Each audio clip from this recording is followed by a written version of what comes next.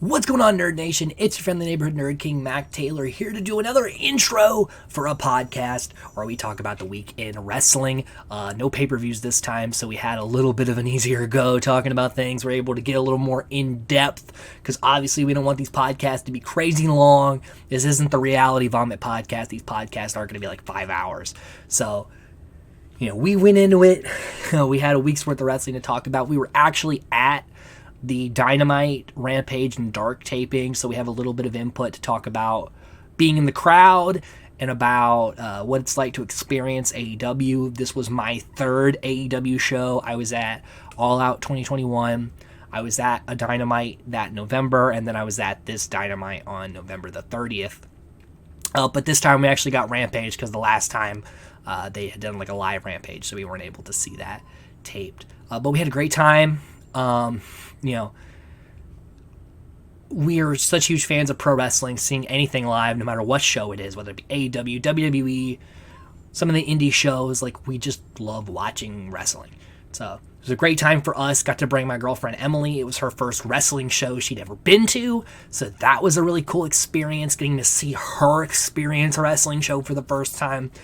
All in all, it was a great thing. So I cannot wait to get into this thing. So without further ado, let's get into Wrestle Vomit podcast number 11. Hello and welcome to the Wrestle Vomit podcast, an extension of the Vomit series of podcasts. As always, we're your hosts, Mac Taylor and the Cunninghams, Joe and Amber. We actually have Amber this time. It's a hit and miss on when you have Amber or not. Yeah, it's okay though. Life happens. It does. Yeah. So we are here to talk about the week in wrestling, and we're going to do WWE first because we were at the taping of Dynamite Rampage. So we have a little more to discuss on that end because it was, obviously the more memorable experience out of just watching WWE on the couch. Yes. Yes. So without further ado, let's go to Monday Night Raw. So such a great little closer he does. Yes. So Becky Lynch is back to the man at this point. Like, she has like big time Beck's merch still that they're trying to get out of the warehouse, but like she's going back to babyface Becky Lynch. So she's the right. man. Which honestly I think is the better version of her. It is for sure. Like, her heel run I didn't dislike. No. It's just that the man thing, that was like a phenomenon that like got her going in her career. So over. Yeah. And then we have this whole thing with Bayley and Damage Control. But like, what I found interesting about this is that Becky like primarily just like interacted with the crowd. Like, they actually had like interactions with fans in the crowd. Mm-hmm. Yeah. Like, there was a couple of guys' names, but Corey was shitting all over the people in the crowd. But typical. It was kind of cool that they did that, though. Very rarely, besides like Moxley and stuff, do people like come through the crowd, or like R-Truth back in the 2010s. Yeah. I love R-Truth. Yep. They even get a little brawl at the merch stand. Mm-hmm. And Mia Yim came out too, but like they clarify that Michin is just her nickname now. So that she's not actually going by that. Yeah, like they say Mia Michin Yim. Okay. On the thing. So they were like, it's not her actual name. Stop coming for us on social media. Yeah. We changed it. So then we get Rhea Ripley versus Mia Yim at the start.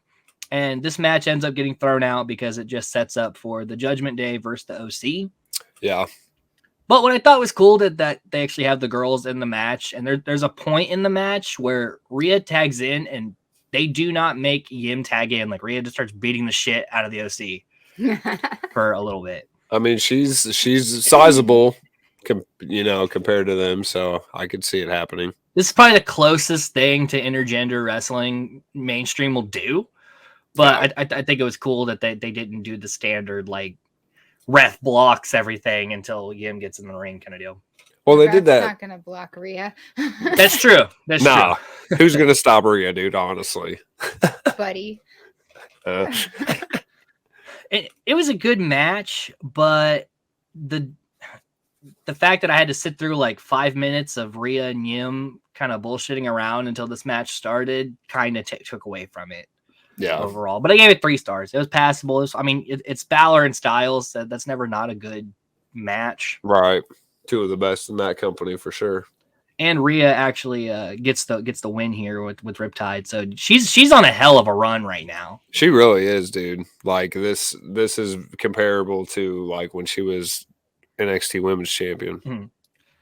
Maybe even arguably more dominant now because, like, yeah, she was on the losing end of War Games, but she monstered through that match. Yeah, she did. So, this is, and they're gonna. The rumor is that she's gonna get pushed once the Judgment Day is over. Is that she's probably the main one that's going to get pushed out of the group. So, we'll probably see her back at the title picture. Fairly soon. I would think so. Maybe after Rumble. Maybe probably gearing up for WrestleMania. Yep. So the Street Profits are back. Yes. And they do a whole thing with the Alpha Academy. They call Gable Elf on a Shelf. They get shooshed. Yes. Shoosh. I like that he does it to the crowd too. Like he'll go to like high five a kid and then just go like shoosh. Yeah. It's fucking awesome. He used to get on my nerves, but now I'm like, all right, he's funny. Very endearing character. Oh yeah. Meanwhile, the Bloodline are celebrating their War Games win, which we always have to have like a Bloodline celebrating segment. But Sami Zayn's here, so it's a lot more tolerable. Yes. Even Jay like acknowledges them. They all hug it out. Yeah. But before Sela Sikoa could get in the hug, a KO comes out. Yeah. KO baby. Basically, him and Zayn are done, which they're never going to be done. No. Their careers will always go side by side. Yes. And Kevin Owens is setting up to fight Jey Uso later in the night. And then also Candice LeRae is back. Yay! I didn't know good she stuff was there. out. I think part of it was the storyline, but she did have a little bit of like a tweak kind of injury. Oh really? Where she was supposed to be in War Games. Oh, that would have damn. been so much Instead of Lynch. It was supposed to be LeRae. Huh. And then she wasn't ready to compete yet, so they had to Damn. switch the booking. That sucks. She missed that opportunity. Because she's been in War Games a few times, and probably Right. the stuff with her and Kai would have been very interesting. Oh yeah. Yes. Yes. Meanwhile, Elias and Riddle will be getting a tag team title shot. Elias and Riddle. What? I did see that. So they're really pushing this Elias Riddle thing, even though no one's asked for it. Maybe it'll get Elias, over the way he needs to with them putting him with Riddle. Elias will never get over. He's not bad, dude. It's He's been not so many years, He's and got it's Yeah. more not lives working. than I thought he was gonna get. I thought he was gonna be gone long True. ago. Yeah. Yeah, the real Survivor Series is Elias's career in a way. That But poor guy. He's still doing it. Yeah, he is. He was wearing an Ezekiel shirt too. Oh my god. during- See, that whole thing was I dumb, think I it's just feel. a joke to him. He's having fun with it. Which kudos to the guy. He's not above doing anything to try to get it over. No. But what did he really do to be Ezekiel? He just shaved his face. Yeah. And wore like Ultimate Warrior ring gear for a little bit. Yeah, he's trying to be the It ultimate wasn't that much warrior. of a stretch. He didn't have to do something really weird. Hey, it No. took him a long time to grow out that beard. Okay. Oh, yeah. I bet he was sad. Not as sad as you were when you lost yours. True. I almost used that photo in the cover of Well, like fuck, dude, you half could have and half. if you really wanted to.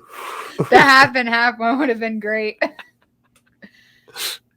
So then we got Street Profits versus the Alpha Academy. This match was great. I mean, obviously these two teams are really good. I mean, Montez Ford has not missed a beat in the time he's been gone. No. He's huge now. Fuck yeah. Yeah, he keeps getting more muscle each time he comes back. So it's He like, does. He it's really like if you does. injure Montez Ford, just get ready for the comeback. God. Yeah. But yeah, it's great back and forth. Obviously, Street Profits get the win here because this is their comeback match. They need to smoke. They need the smoke again. Yes, they ran out. Oh my god. And he still hits that frog splash insanely. Like the height that Montez Ford's frog splash gets is ridiculous. It's probably like, yeah, dude. Like next to Eddie, he's got the best frog splash in wrestling for sure. He has so much impact when he hits that he flips over and Yeah, then has to get back over to make the pin. yeah. He jumps so fucking high, dude. It's insane. So I gave that match 3.5 stars. Pretty good stuff there. Yeah.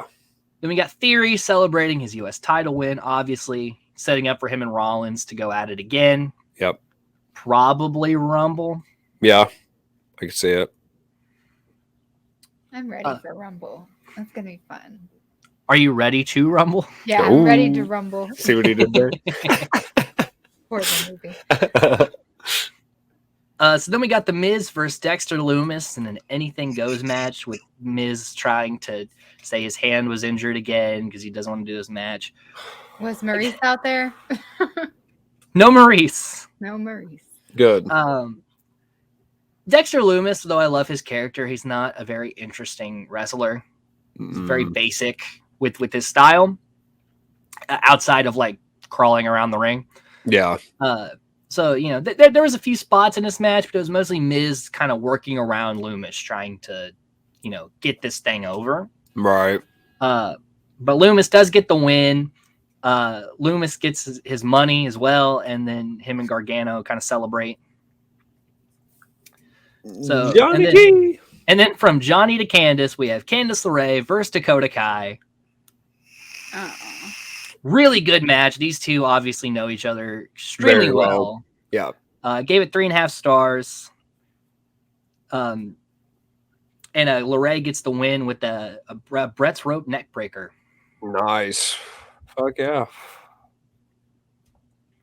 And meanwhile, we're hinting at the Alexa heel turn, which there's rumors that she could be going back with Bray, Right. or she might just go heel on her own.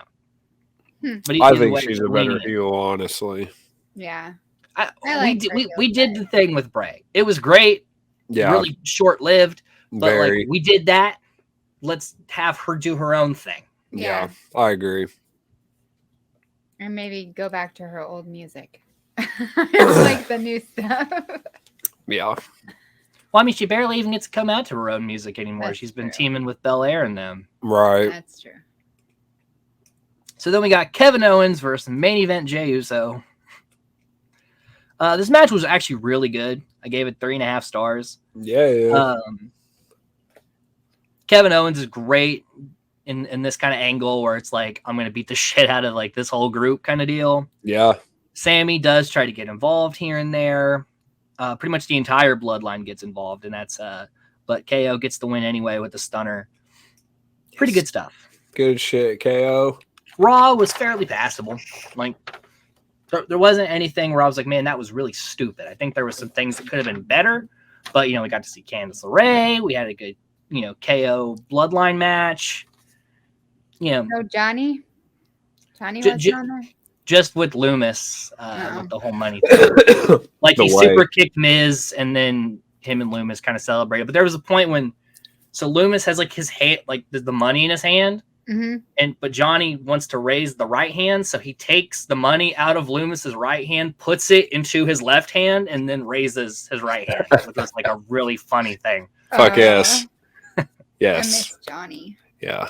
Johnny's awesome. Which hopefully, I'm assuming him and Miz will have like one more match with Johnny and Miz, and then I hope we get more, like Gargano can go up the card more. And yeah, he needs to, because we've seen it. He is a main event motherfucker. But he's proved it time and time again. And again, with Triple H booking, he's booked Johnny in the past very well. Yes. But wins the time, because right now the main event scene is very foggy. Yeah. So I don't want them to rush it and ricochet him. No. I want, you know, let the Roman shit settle and then have him come in. Yeah, I agree with that. So then we move on to NXT and probably a lot more names that you guys don't know. Yeah, probably.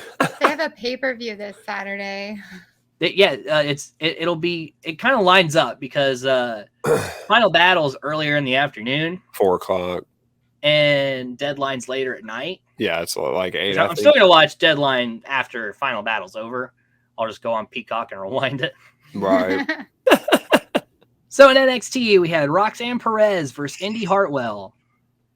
The match was kind of not great, and Perez gets the win over Hartwell after a few minutes. Perez is Hartwell's kind of getting left behind, honestly. No. I'm honestly surprised that she is still in NXT. But you think that there would be like a push for her because she's never really been around the world title. And no, they're just kind of using her to get other people over right now. Damn. Meanwhile, we had a Chase U segment where Hudson was apologizing for kicking Andre Chase in the face during their tag title match. This seems to be setting up a split for the two, and Hudson may go back to being the heel he's supposed to be. Duke Hudson. And now Dijakovac, who's going by Dijak now, has a squash match. Looks really good. I'm glad he's back in NXT. Yeah. We'll see how the booking goes, but it's better than what he was doing. Right. Did he like dye his beard? The last time I seen a picture of him, I just didn't recognize him. He had like glasses on, sunglasses. His beard. I'm trying to think who he reminds me of from WCW. With right now. Like was it? Bagwell used to wear fucking sunglasses. Am I thinking of Bagwell or Scott Norton? Scott Norton. I'm trying to remember who that is. deep cuts for the wrestling fans out there. We're talking about Scott Norton. Yeah. I'm not sure who that is, to be honest. The NWO B team, because there were so many people in the NWO that they had like a side group of like jobbers who would lose. And they even had their own like entrance music. Aww. Yeah. Because Virgil was like the leader of that part of the Okay, I remember Virgil. I definitely remember Virgil. But anyway, Dijak has a squash. He seems to be set up as some sort of like hitman in NXT, as we'll talk about later. So we'll see how that goes for him. Kind of looks like a Mortal Kombat character. Hopefully it goes better than Scott Norton. Yeah. Then we get Grayson Waller versus Duke Hudson. Waller gets the win here. Match goes back and forth, but there's a spot where Hudson goes to boot him. He ducks. He almost hits this girl, and he stops. And he's like, I could stop the boot whenever I want. And Andre's like, wait a minute. You could stop it whenever? Then why'd you kick me last week? And then there's the whole thing. And okay. Yeah. So they're setting that thing up, but also they needed Waller to get a win because they're setting up the Iron Survivor Challenge, which will be the matches at Deadline, and Waller is going to end up being one of the participants. Gotcha. Then we get another Big Body Javi segment. The wrestler who constantly calls out people who are injured to try to look tough. Right. He goes over some of his new merch that he's got. He's got the big body bat. He's got the big body pillow. Oh my god. A body pillow? And he's got the big body cologne, the BBC as he calls it. Oh my god. And you should buy his BBC as he says. Get you some BBC. I'd rather not. But meanwhile, one of the people that he called out, Axiom, is now back from injury and offers to accept the challenge of a match. So Big Body Javi will get an actual match later on the card, which he's not happy about. Oh. Okay. Then we got Kiana James versus Fallon Henley. It's the look of confusion, you guys. Don't know. It's a really bad match. Back into NXT. Kiana James gets the win, but this is a really garbage match. It felt like the Divas era, how the match was wrestled, and it's like over a guy, and it's a whole thing. Yeah, no, that's not interesting. It's very bad. Very bad. Yeah. And then, so we're supposed to have Toxic Attraction versus Katana Chance, Kaden Carter, and Nikita Lyons, but everyone comes out, and then Lyons gets attacked by Zoe Stark, and the match is like thrown to later. Oh, okay. But why did we have to go through everybody's entrances when just to that not have been the like match? a segment backstage, and then they could have just said it was going to be the main event? That's stupid. Like, it wasted a good like 4 minutes of TV time. Well, I mean, if it was the main event, like it makes sense, but to go through everybody's entrance, that doesn't make sense to me. Yeah, because then in the main event, everyone enters again. Again, yeah. So what's the point? So Damn it, we've already done it. 2 entrances. 2 Yeah. sets of Yeah. entrances. Okay. That's Dumb. And when you have people just struggling to get TV time, that's not cool. No. But then we got Axiom versus Big Body Javi. Big Body Javi, match, here we go. Actually really good. I didn't know. I've never seen Big Body Javi wrestle before.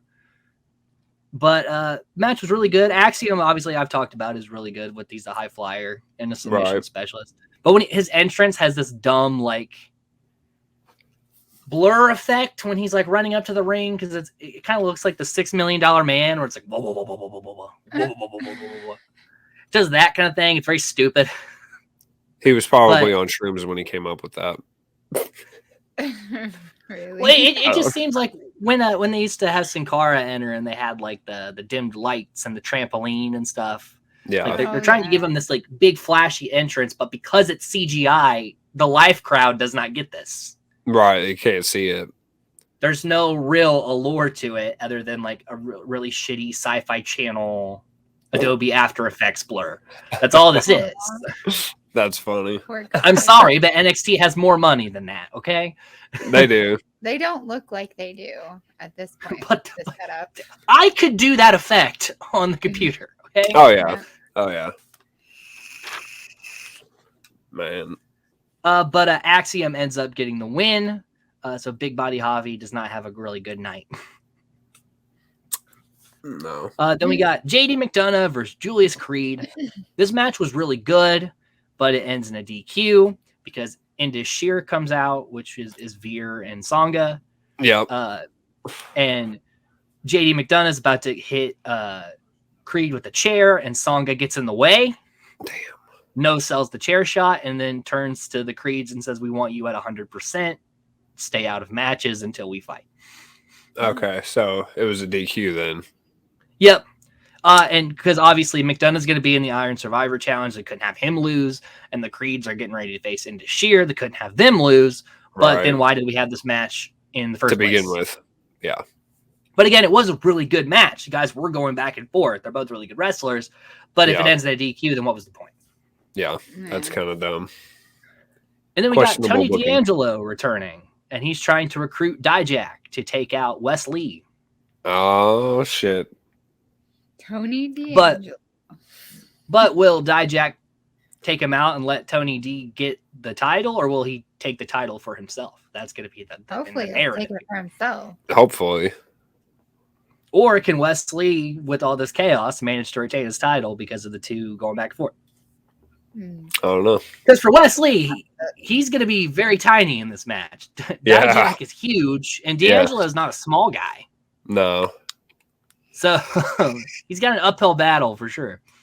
He's going in as what would be the underdog, but Wesley is fucking good, man. He could pull it off. He's only had one title defense. I think he should probably keep it for a little bit longer here. I mean, Carmelo Hayes had such a long reign. Yeah. I'm not saying you have to give the exact same length, but maybe just half the time would be nice. Yeah. Yeah. Then we got Von Wagner versus Malik Blade. And Wagner, because Wagner tore Malik Blade's sweater. And that made Malik Blade mad because his dead dad gave him that sweater. But then he got the shit kicked out of him in this match. Wagner wins, keeps beating up Blade, but Enofe and Odyssey Jones storm down to the ring. And it seems like it's going to be Odyssey Jones versus Von Wagner very soon. That could be decent. You remember Odyssey, don't you? Yeah. That dude that won the breakout tournament last year or whenever it was. Well, he's in the finals. Carmelo Hayes finals. Yeah. Didn't win. No. Carmelo Hayes won. Was the better pick because Jones his wrestling skills were still a little green. Like you could tell he hadn't had a lot of experience, whereas Hayes is such like a smooth performer. Yeah. Hayes is really fucking good. So then they announced the Iron Survivor Challenge contestants, which was decided by a panel of Shawn Michaels, the Road Dog, X-Pac, Sonny, or not Sonny, Blaze. Alundra Blaze. Sorry, Sonny's in jail. Alundra Blaze, and there was another Molly Holly.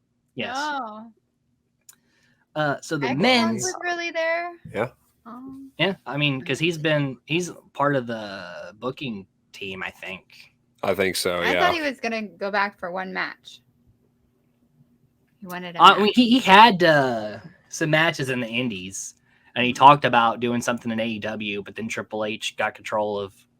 I mean, essentially everyone in DX that's not Billy Gunn was like, "Oh, that's a free paycheck for us. Let's show back up at WWE. We'll all get jobs." Yeah. Yeah. Which Billy Gunn could have done the same thing, but he's got a lot of other really good things going on right now. Yeah. Yes, he does. Maybe down the line, once the Guns are just on their own and the Acclaim thing is over, maybe he will go back to WWE. It's not a bad choice for him. He's just got a lot of really like big things happening right now. He needs to be around. Yeah, it's really cool for him. Yes, it is.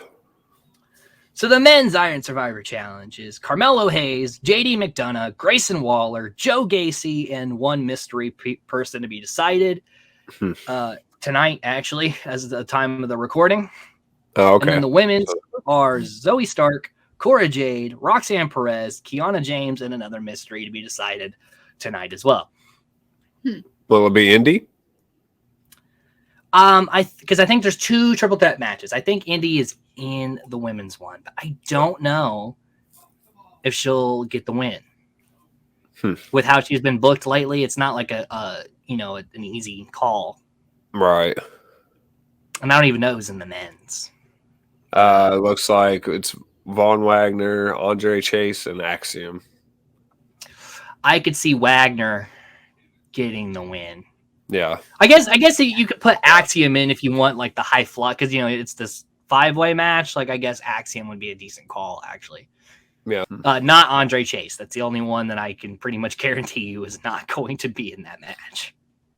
I like that Joe Gacy's getting it, though. I think Gacy could be a guy who could potentially get the rub here. Maybe. Like, I think it's between Hayes and Gacy. Yeah. Because Hayes just lost the mid-card title. Is it time for him to get the main event title? Could be. I don't know. So then we got the main event, even though we had their entrances earlier. We got Toxic Attraction versus Katana Chance, Kaden Carter, and Nikita Lyons. Although during Toxic Attraction's entrance, the camera was out of focus when it's supposed to like come up when they're first coming out to like do like the close-up shots. It was completely out of focus until the guy like stepped back a few feet, and then it finally came into focus. So they missed like the whole point of Toxic Attraction's entrance. Way to go, camera guy. And I'm like, the guy's looking through. He has to see it's out of focus. It's not it's not like he's standing back like dealing with something else and shooting at the same time. He's looking. I see these guys shoot. They're looking through the lens as they go. Right. How did he not notice this? Yeah. Maybe one of them pissed him off. He was like, fuck Mandy Rose. I ain't showing her. But this was a good match. Obviously, all 6 of these women are probably some of the better performers in the brand at the moment. Yeah. But we do get Toxic Attraction getting the win here. Picking up the dub. Which, they've been on a hell of a roll over like a year now. Like because they were the tag team champions too, right? Yeah. A couple times. Yeah.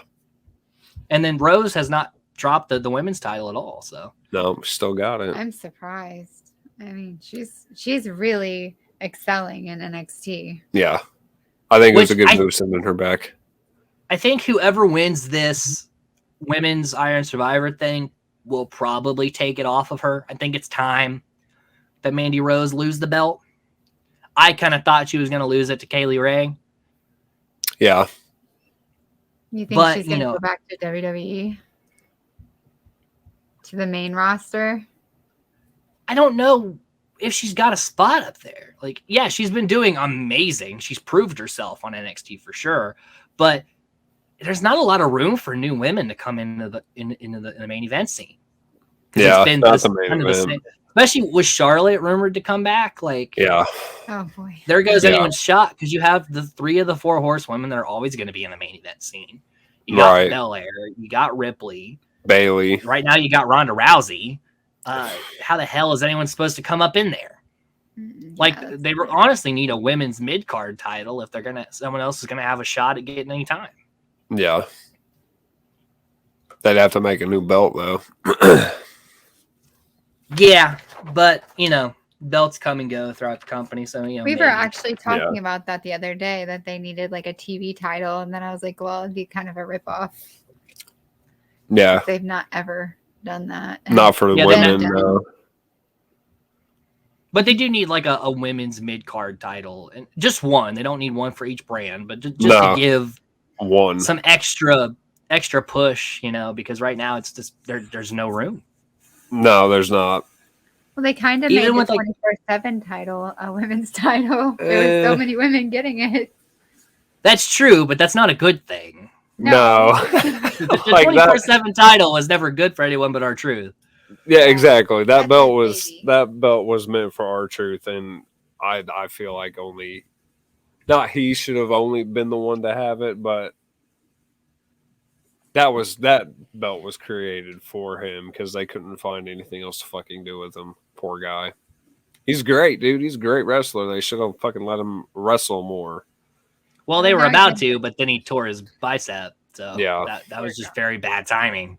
That's the curse of NXT, dude. For some people, it's like Mandy Rose. It goes very well. Yeah. Or like Apollo Crews. He's getting a world title match, and Crews could beat Braun Breaker, I think. That would be crazy. Yeah. I kind of hope he does, actually. So, the NXT comeback can go a few ways, but yeah. I mean, people like Balor have kind of paved the way of how it should go. Yes. Mustafa Ali needs an NXT go back. They're never going to do I don't think he'll ever get booked properly on the main roster. So I'm like, put him back in NXT. The guy can wrestle. Yes, he can. He's very good. Honestly, they just should have released him when he asked for it. Yeah, because they just kind of use him as a stepping stone. Yeah. Yeah. Well, in Lashley's case, quite literally. Yeah. Yeah, it sucks. So then we had Smackdown. Start off with some Bloodline stuff. No Roman, just the rest of the Bloodline. They're celebrating. They're doing the Usi handshake. They're doing the My Dogs. Sami Zayn's having fun. Yeah, of course. And this leads to Sheamus versus Sami Zayn. I don't know why this is still continuing. War Games is over. War Games should be the cap of a rivalry. Like, same with Hell in a Cell.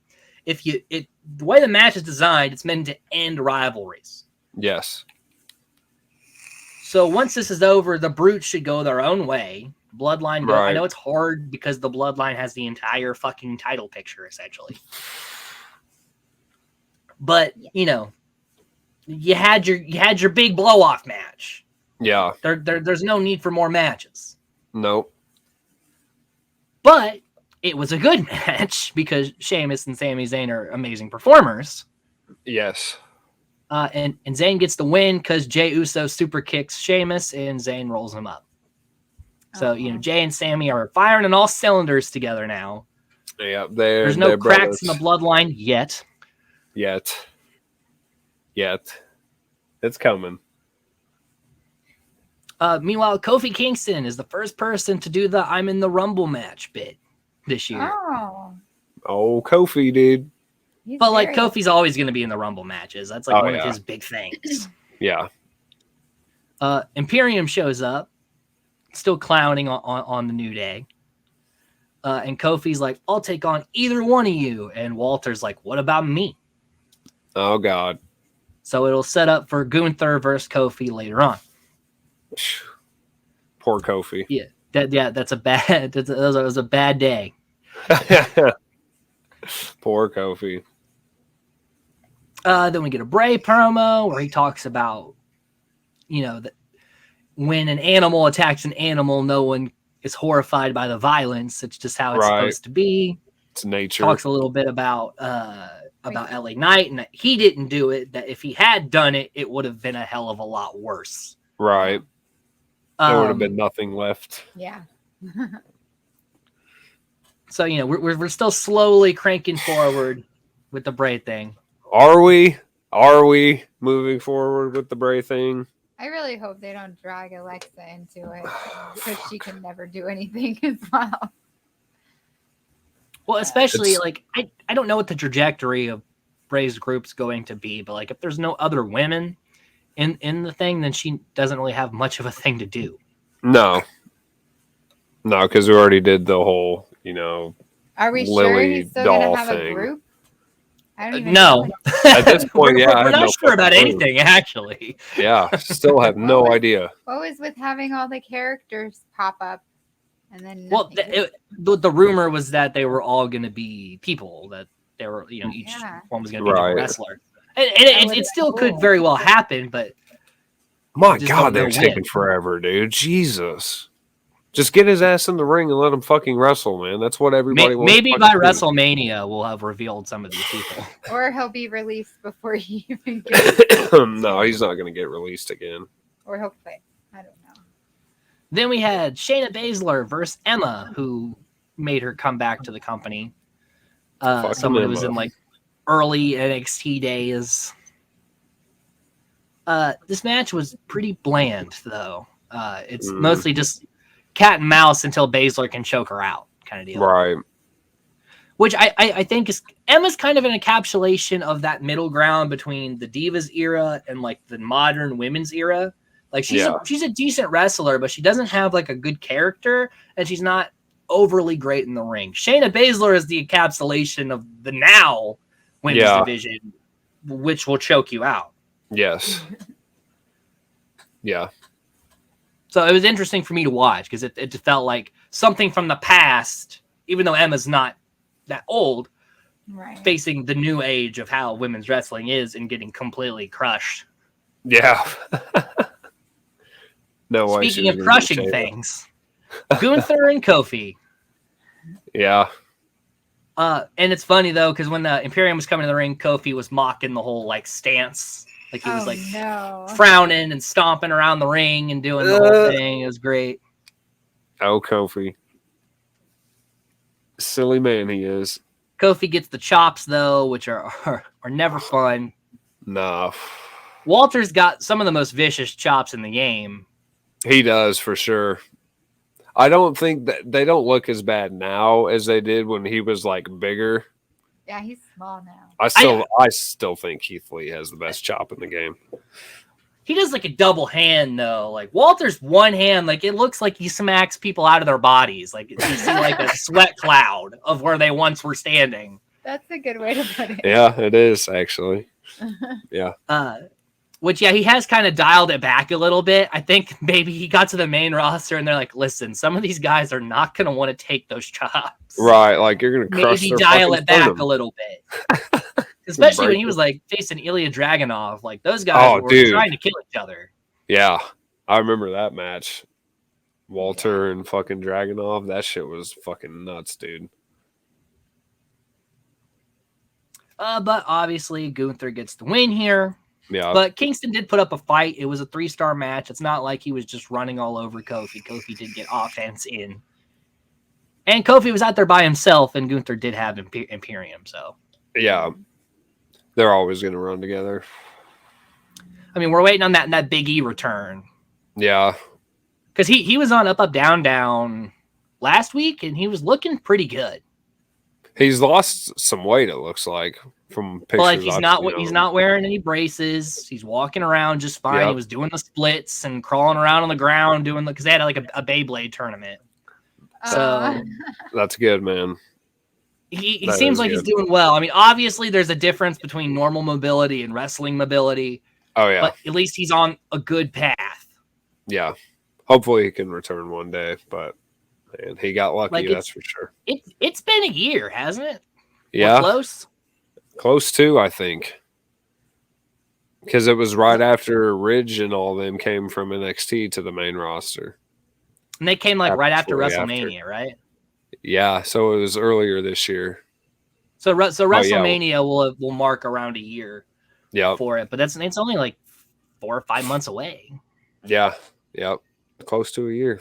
So, maybe he can come back at Mania and get like that year mark. Yeah, maybe. So the Brutes attack the Bloodline backstage. Damage Control calls out Smackdown. Liv Morgan answers and just decides to dive into all three of them and start throwing hands.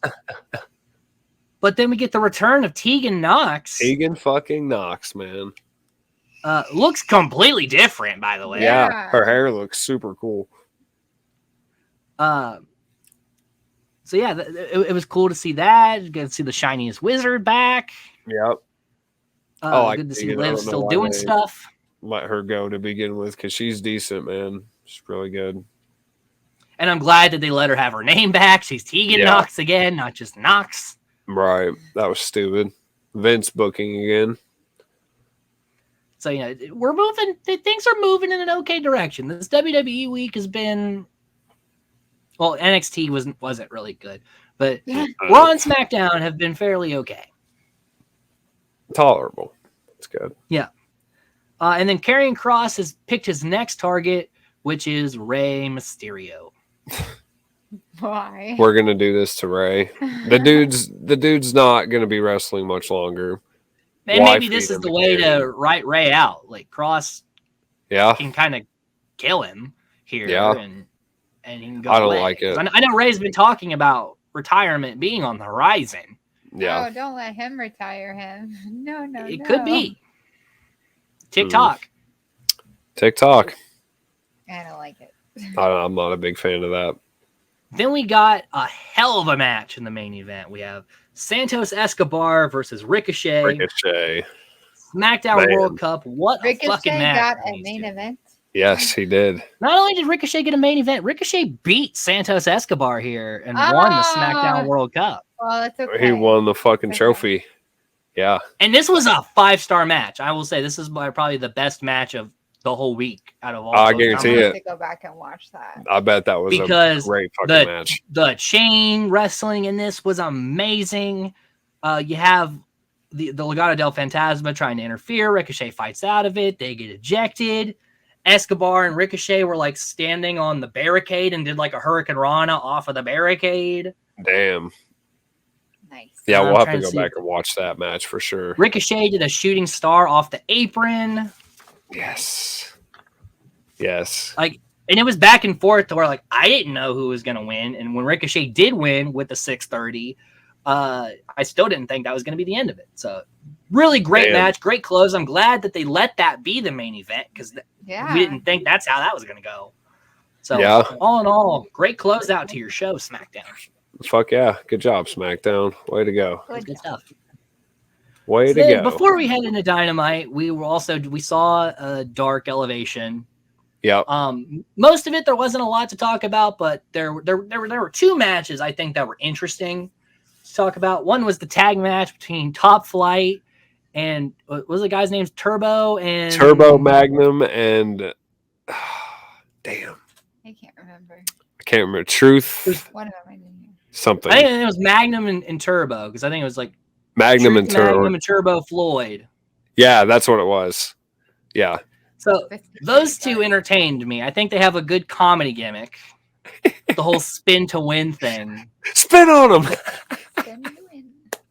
The crowd was into it. We were Indianapolis has always been a hot crowd. Yeah. Because like even compared to like Chicago at All Out was hot because CM Punk was there and it was a pay-per-view, but like both times we've been in an indie crowd, it's very loud. It is loud. On TV. It's very noticeable compared to some of the other. And it's because that they don't come to Indy. They come to Indy once a year. Yeah. As compared to like some of the bigger cities, they go like 4 or 5 times, a year. It's a little different. The energy is there. It is for sure. Yeah. So that was awesome. But the thing that the night was remembered for was there was a 6-man tag between the Embassy and there were 2 guys who no one cared about, but there was Dan the Dad.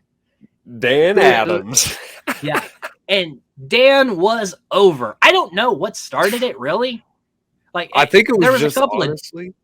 It was his fucking ring gear, dude. It had to have been. Yeah, there were some jokes made about it, but then like the crowd went from like laughing at the dude before the match even started, laughing at the dude to being like, "Oh yeah, we want Dan. Like Dan's the guy.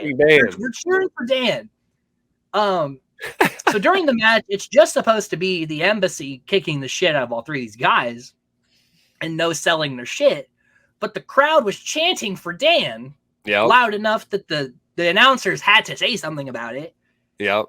And also maybe inform the people at home who the fuck Dan is, because they may not know. And the Embassy let Dan get a tag in and do a couple of moves. Yeah. And we blew the fuck up, dude. He like did the what's on your shirt and flicked the nose bit. Wait. It's so good. Everybody fucking lost their shit, man. It was awesome. And, I didn't hear this, but DJ did, where during the match, Cage leaned over to one of the other guys and was like, dude, Dan's fucking over. Like, this is crazy. Right. Wow. That's awesome, dude. Bryden said that you look like Dan. He thought it was you in the ring. He did, I was too. like, I don't see it, but okay. He really did. Getting compared to Dan is never a bad thing. No? Ben needs to cosplay as Dan for the cruise. Get you some fucking gray fucking cargo shorts. And the glasses. No, we get jean shorts. Well, they had like cargo pockets on them, I think. They were just super short. They kind of looked like sports shorts. Yeah. They were short. They were short. They were short, yes. Maybe he'll be on the cruise because he does like road work for AEW. Maybe he'll show up. That would be cool. He's one I'd like to meet. I want to discuss this night. Yes, dude. He got a huge pop. Huge fucking pop. Huge pop. I wonder if they'll bring it up on Ethan Page's toy vlog because he's on it every week. Yeah, I remember you saying that. That's cool. That would be sweet. That would be fucking cool. Sign Dan. That needs to be the new hashtag on Twitter. Sign Dan. Because honestly, it would be a really good like comedy bit. Like he doesn't have to go up the card. He could just have a couple of matches, have some funny spots, and that's it. Yep. He'd be good at it. Yeah, for sure. But we had Dynamite. We started out red hot. We had Moxley, who's always a good opener. And we thought, oh, this is going to lead into the MJF thing. But no, Hangman comes back, and they don't even wait. Boom, we're fucking fighting now. Yep. Mox was like, this is going to be a good match. Dude? Yeah, that pissed Hangman off. It was awesome that we got to see him come back. I was not expecting that. No. We saw a couple of comebacks we did between these two shows. Yep. We did. But yeah, so we got to see him brawl it out. Obviously, the match that this will become is going to be great. These two are going to tear the house down. Yes. And then we got a match between Dax the Axe Harwood and Bryan Danielson. Before the match even started, the crowd was chanting, this is awesome. Yeah. Which the announcers also acknowledged during the show, because it was just the idea that these two got in the ring, not in a tag match, but in a singles match. They didn't think that was going to happen. Yeah. But they also didn't disappoint. This match was a 4-star match. Yeah, for sure. Right. It was awesome. And obviously Danielson gets the win. Dax never needs a singles win. No. Because, I mean, him and Cash both, I mean, they're fucking FTR, dude. They're Everybody the tag team specialists. That is what it is. So just the fact that they wrestle singles from time to time, it is something to watch in of its own. He doesn't need a singles momentum win. He's never going to be a singles wrestler. Both men have stated, we just want a tag. Yeah.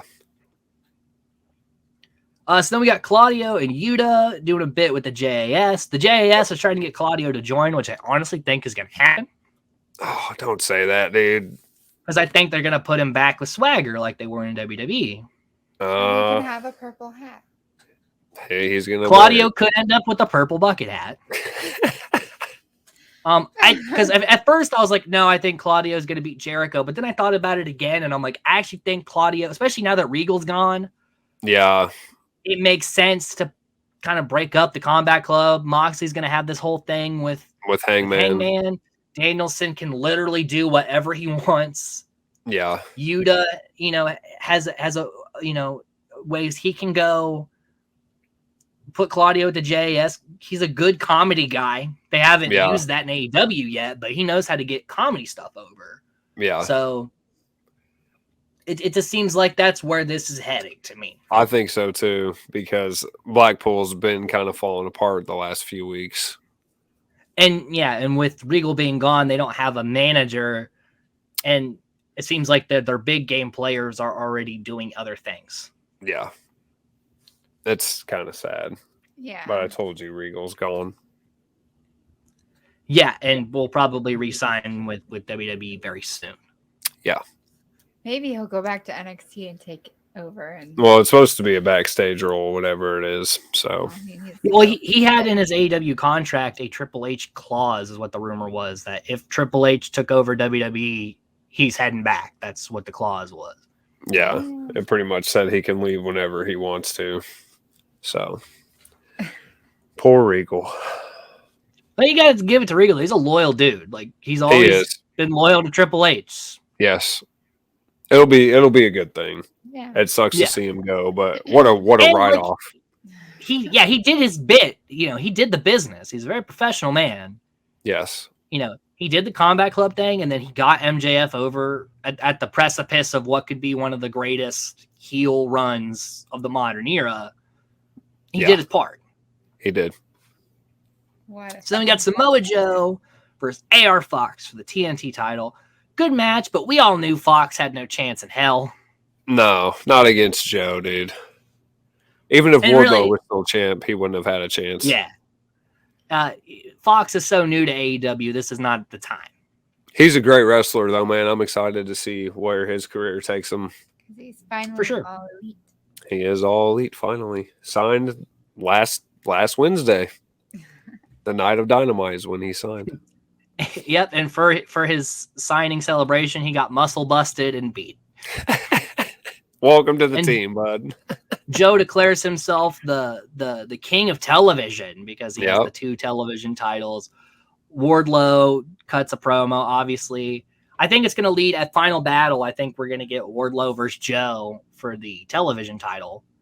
And I think Wardlow beats Joe for the television title. And then they go match number 3. Both titles are on the line. And I think Wardlow walks out with both by the end. That'd be cool. That would be sweet. I'm cool with that. But I like. And you can even advertise it as, this is the match for the king of television. You can put that in the marquee.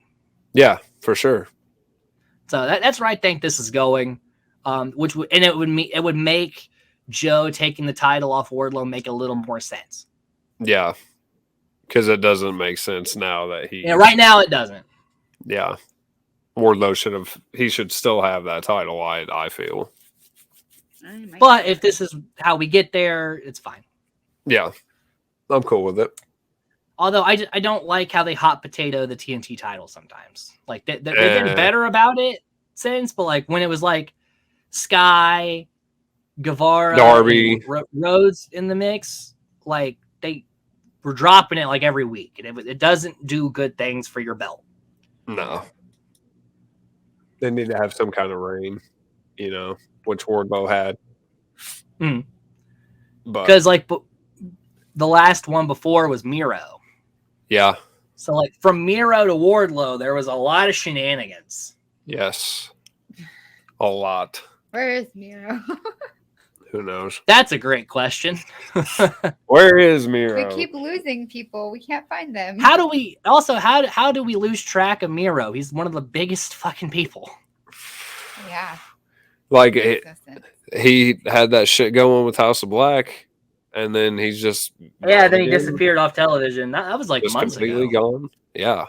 I don't know what they're doing with Miro. Make a storyline out of it that they like did something to him. That's why he's gone. Well, because they had that thing where he was like conflicted between like the House of Black's darkness and his god. Yeah. And then the All Atlantic title thing happened where we thought Miro was going to win that. We did. And then he didn't. Pac won it, which was great for what was happening there. But then that was the last time we really saw him. Yeah. He's not been back since. What the hell? And that was what? Know. All Out? Yeah. Yeah, it was All Out. I think that is when they crowned. That's quite some time ago. Yeah. Back in September. So MJF comes out, reveals his new belt, which a new belt always means you're going to have a long reign. Well, not always. Sky didn't have the longest reign with his new TNT belt.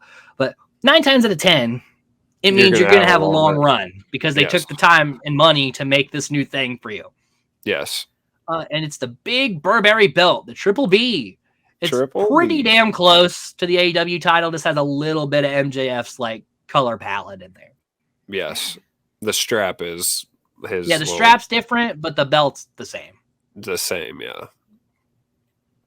So it doesn't look bad, but did they really need to do that? Yeah. It's just a way for MJF to have another bragging point in his promos and stuff. Like I completely understand the move. And then whoever beats MJF probably way down the line can then take that belt, say, fuck this one. I don't give a shit about the Burberry belt, and get the old title back. Yeah. So, the setup's there, but it's going to be, I hope, at least a year before MJF loses this belt. It is going to be a while before he loses it. Well, because we have the whole bidding war of 2024. And he said, I'm going to use this belt as leverage. We very well could see that. We could. Or he'll go to Hollywood. Hollywood. He did say Hollywood could win. He's acting in one movie. Oh, he is acting? Yeah, he's in that Von Erich movie, The Iron Claw. Oh, yeah, that's right. He is. Like a buffed up Zac Efron. Yeah. Not really sure who he's playing. Because he's playing some sort of classic wrestler. Like, I know some guy's playing Harley Race in the movie. Yeah. Some guy's playing Bruiser Brody in the movie. So I know that they're doing like the old school guys who would go to Japan a lot. Maybe he plays Flair. Oh, man.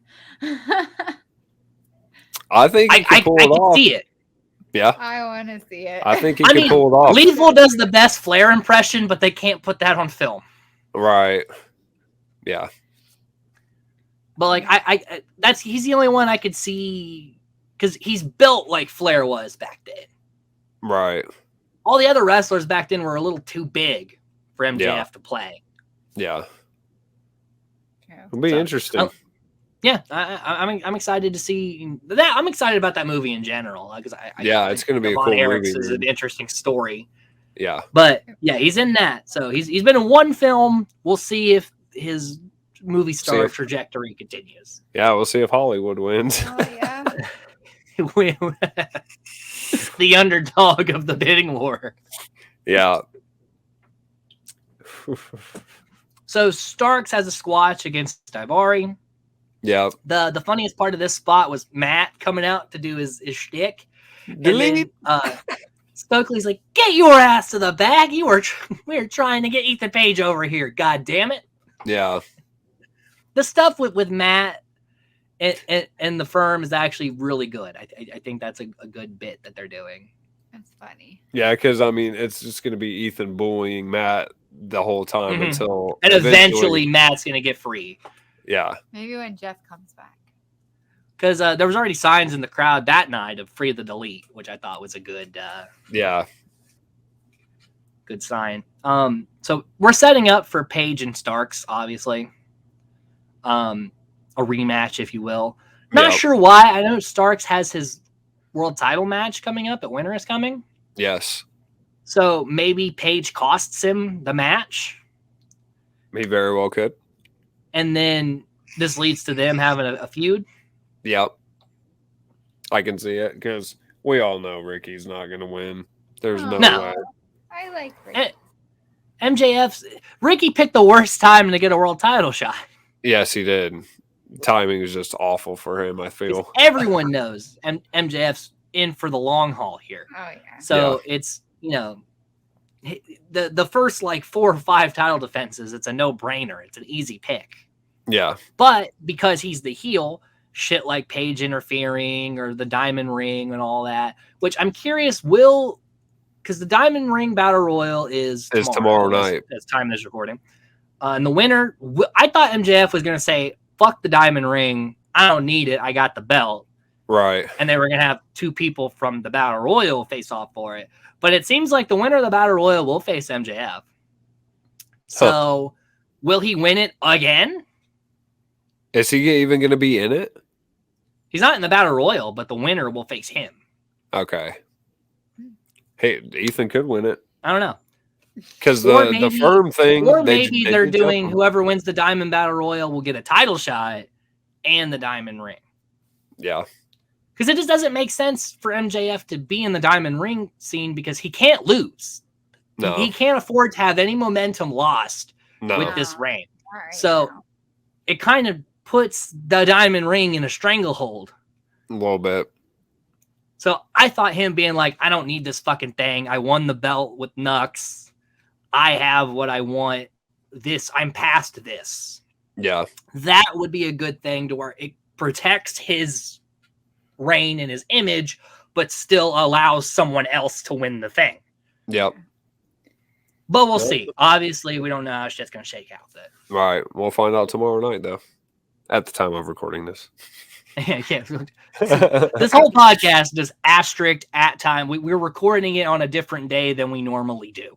Yeah. So because of that, we have to put a little thing there. So we have Anna JS versus Willow Nightingale. Willow was actually quite over. Yes, I like Willow, man. I've liked Willow since I saw her in GCW for the first time. She's growing on me more and more. When I first saw her at whatever Ring of Honor pay-per-view that was, I was kind of low. Mercedes? Oh, yeah, she did fight Mercedes. Yeah, I wasn't really all that high. But it seems like she's getting better. She's finding her character. She kind of character-wise is it's kind of like Bailey NXT. Yeah, I can see it. Yeah, not to a T, but close with the dancing and the bubbliness and everything. It's pretty close to that. Yeah. I like Willow, man. And not to get to Anna Jay, it's just that it just seemed Willow had the crowd for this one. And what is the trajectory of Anna Jay moving forward, Yeah, like her heel thing is not working. You're just so against Anna Jay. I'm not against her as like a wrestler, but her heel thing, she is a shitty heel. I'm sorry, she is. I don't think she's a bad heel. I just don't think she's had anything really to do. She hasn't really, but then again, maybe it's just I don't know. Maybe I just don't think she's good on the mic, and she's trying to play like she's this badass since she joined Jericho. Upset about when she was going and threatening people that she was going to kill them. I'll choke you out. Shut up! You ain't choking nobody out. Hey, she choked out a lot of camera and security guys. Okay. Yeah, ooh, whoop-de-doo, Basil. Oh my god. But then Ruby Soho returns. Hometown Ruby. Yeah, big that was pop. awesome too. Cool. Yeah. Beats the hell out of Ty. This makes sense. Ty's the one that broke her nose.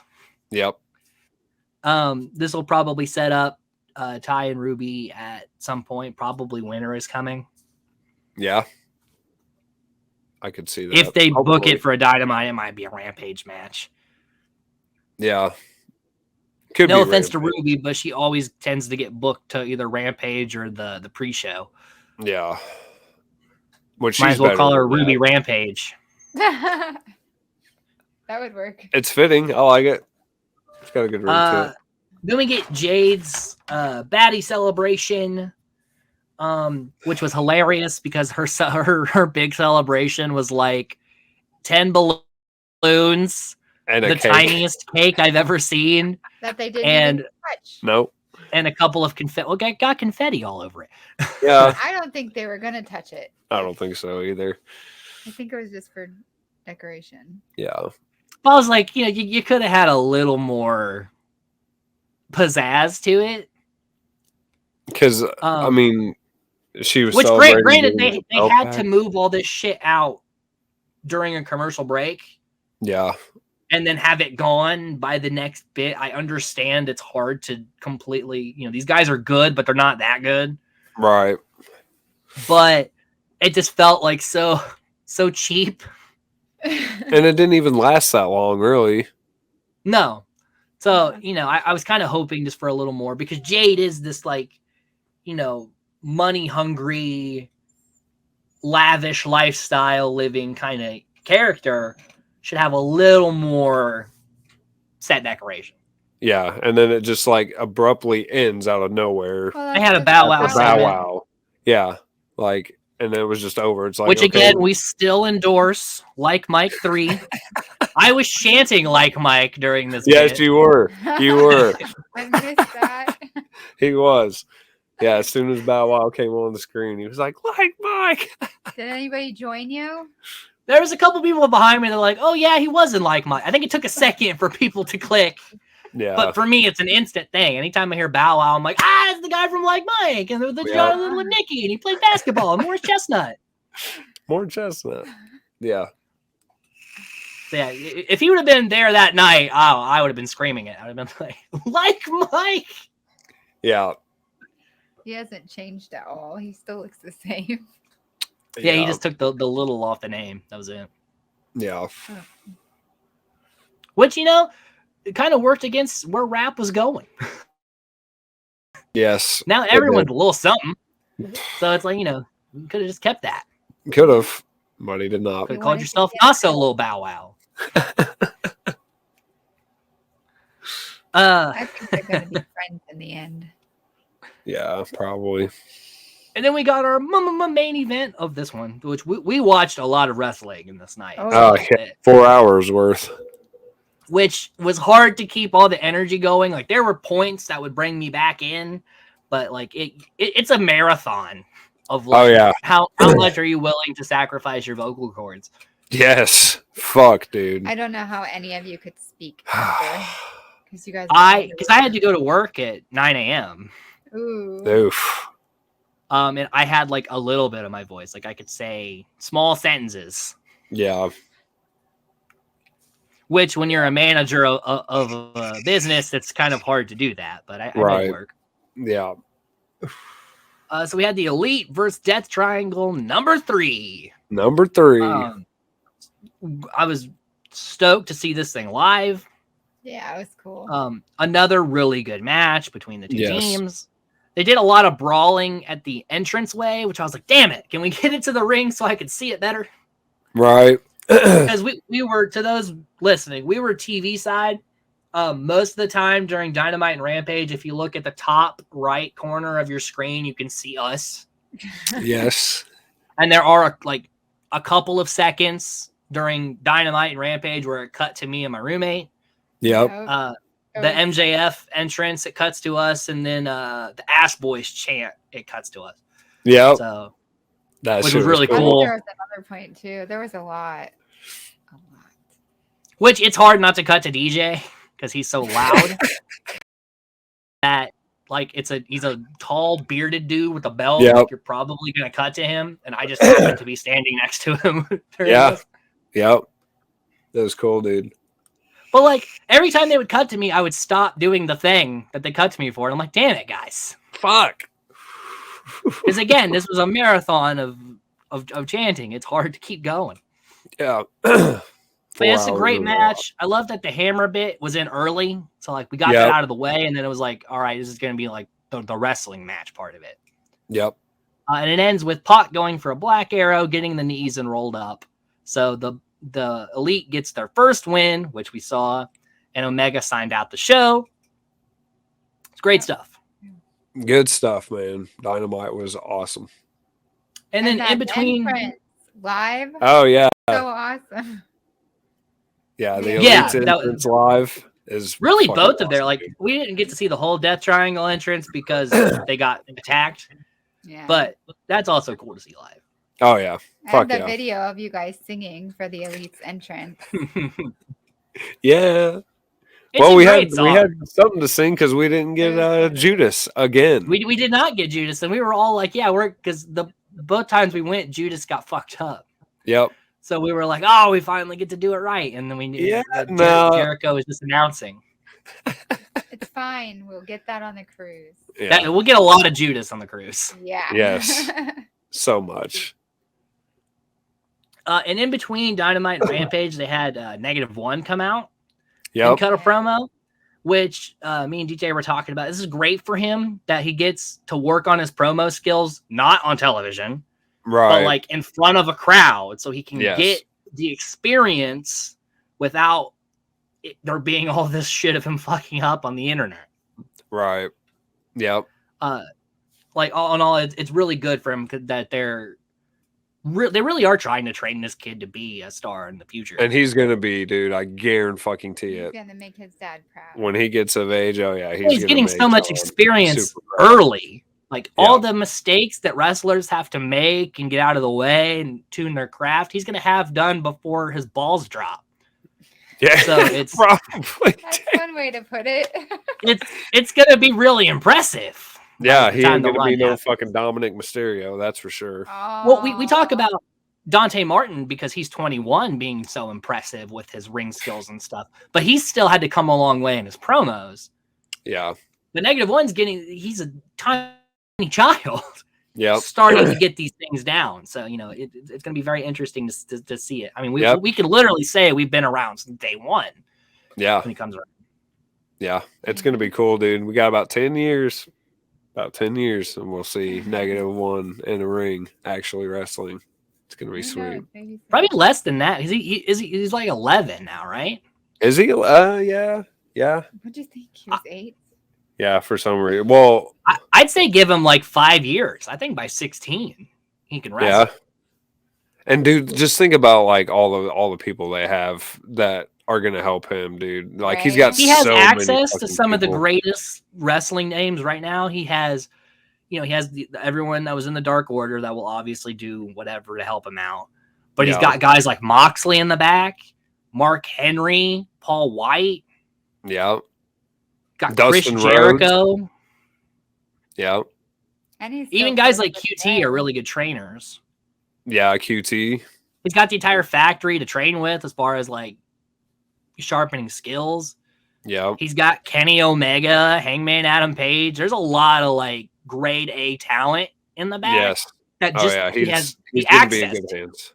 Yeah. He's gonna be and in great hands. They all want him to succeed because 95% of them loved his dad. Yeah. So he's going to have quite the opportunity as long as it's something he still wants to do down the line. Yep. And he still has Bray. Yeah, which I'm interested to see that. Will Bray come in if -1 starts? Because that's something he talked about doing. Yes. But obviously right now it doesn't matter. But right. If -1, does debut on AEW, 5-6 years from now, does Bray come over? I hope so. Because he could still be cutting these promos in 5 years. Because you want to talk about a guy to teach you promos. If you have access to Bray Wyatt and his promo abilities, that's a fucking gem. Yes. It is. So we headed on over to Rampage. We had Darby Allin versus Cole Carter. Cole Carter's getting a hell of a rub right now. Mm-hmm. He is. Plus, he still has. We saw a lot of the factory between these. Dude, we did get a shit ton of factory, dude. We saw Nick Camarado like 3 or 4 different fucking times. Suckers. But the thing with Cole Carter, he's another young guy. Yeah. But he's having really good matches. Yeah. His match with Darby was good. He bumped like crazy. He did. He's getting to kind of get this. He's wrestling a lot on Dark or Rampage, which is a good spot for him. He doesn't need to be on main television right now. He's still sharpening those skills. Yeah. But I think Cole Carter is a guy that in the future could be like a big deal in wrestling. I think he will be. He worked Darby over a lot of that match, dude. Yeah. Mm-hmm. Which, I mean, that's Darby's whole wrestling persona. He's the Shawn Michaels. I'm going to take bumps for the first, 5-10 minutes. Yep. Then I'm going to have the hot comeback and win the match. That's like Darby's formula. Yep. What did he do to his finger?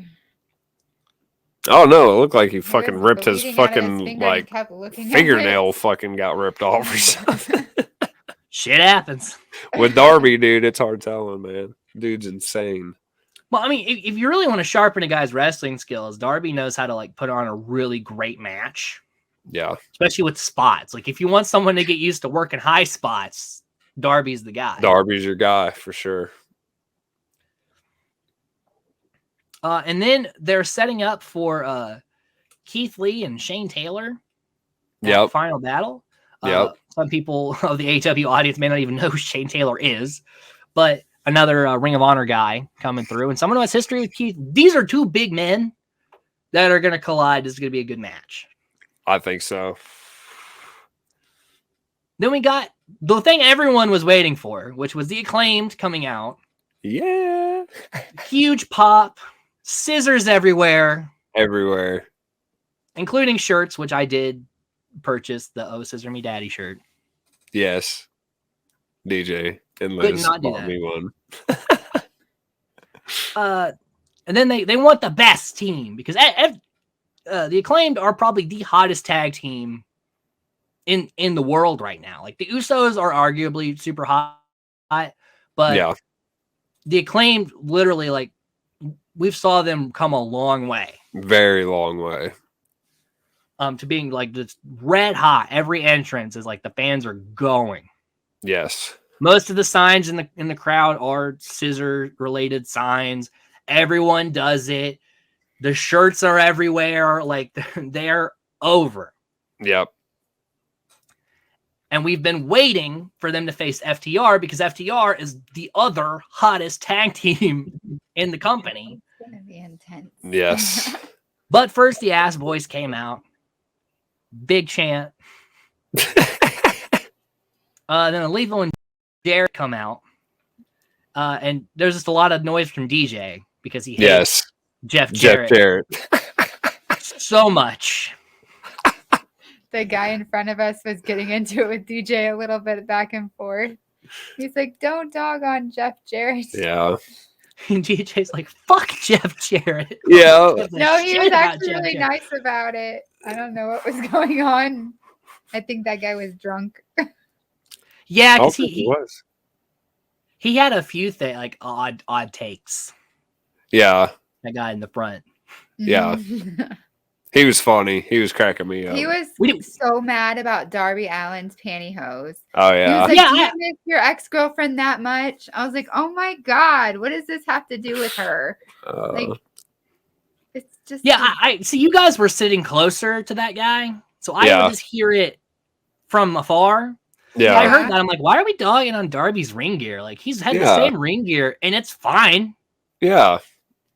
He's Darby's like, he's got that, like, you know, punk goth style to him. I mean, I wore fucking fishnets when I was fucking That was the teenager. only thing I disagreed with. The rest of it, he was fine. Like, I didn't hear too many off the wall things. No.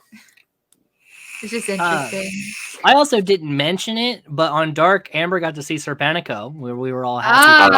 Yes. Your boy. I'm getting a fucking Serpentico shirt, and I'm just gonna wear. You need to. It's become bigger than a joke now. Like it's a thing. On the cruise, you have to say something. Yeah. Yes. Like, I can't help myself. I'm your number one fan. Your number one most reluctant fan. Good old Serpentico. He's all right. I like him.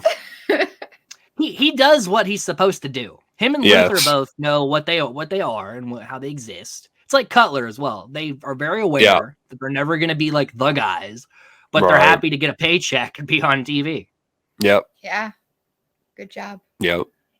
So then we got Lethal and Jarrett versus Private Party. Decent match. Jarrett, again, stayed out of the way for a lot of it. It was mostly Lethal wrestling Private Party. Yeah. Jarrett can't keep up with them, dude. No. He probably couldn't even keep up with Party is a really good team. Yeah. Lethal's a wrestling machine. He really is. He does have very solid bouts. Yes. I love Jay Lethal, man. Obviously, Lethal and Jarrett get the win. Private Party have never really been a legit threat team. I would say when AEW first started, they were super hot. But then so were the Varsity Blondes, though. Things have changed pretty drastically. Yeah. But they actually did hit Silly String, which is a move that misses 9 times out of 10. So good for them on that one. Yep, they did hit that. Still lost, though, but that's okay. Darby calls out Samoa Joe. Don't know what he has going for right now. Like, I guess it's a way to give Joe another like title match before Final Battle. Yeah. Well, I was like, do we? I guess Darby doesn't have anything to do right this second, so I guess it makes sense to just throw him in. He's gonna die. Yeah, but this is Darby's kind of match to be the small guy and the really, really big guy. Like, that's, his shtick kind of thing. Yeah, Darby's definitely going to get his ass kicked, though. Athena had a squash match, and I was, like, probably the most hyped in the building. Like, there was a point where I think I was one of the only people standing up. Amber fucking, she was excited too, man. Because we went to a couple NXT shows that they did advertise her to be there for one, but she wasn't even fucking there. They do that. They were house shows, but still, like, she was super. Well, house shows change a lot, like with travel and stuff. Things kind of go sideways at those sometimes. Yeah, I can give a little wiggle room there. Yeah, it was awesome to see her. Super cool. Heel Athena. I like it. Yeah, because she's getting ready to face Mercedes. I think she's going to beat Mercedes Martinez for the Ring of Honor Women's title, and I think it's a great move for her. Yeah, I'm excited for that match. And then we had the main event of Rampage, which was Cassidy versus QT for the All-Atlantic title in a lumberjack match. Which we had the bit of the best friends in lumberjack outfits with axes, and the refs had to take away the axes, which is really funny. Yeah. Cassidy does his normal shtick. He's doing the pockets. He's doing the low kicks to the lumberjack. The lumberjacks really weren't much of players here. No. It wasn't like you would think a lumberjack match would go. Like Matt Hardy got kicked out by Paige, and then I think the lumberjacks were mostly here because of what happens at the end of this match. I think they were there to be, fodder later.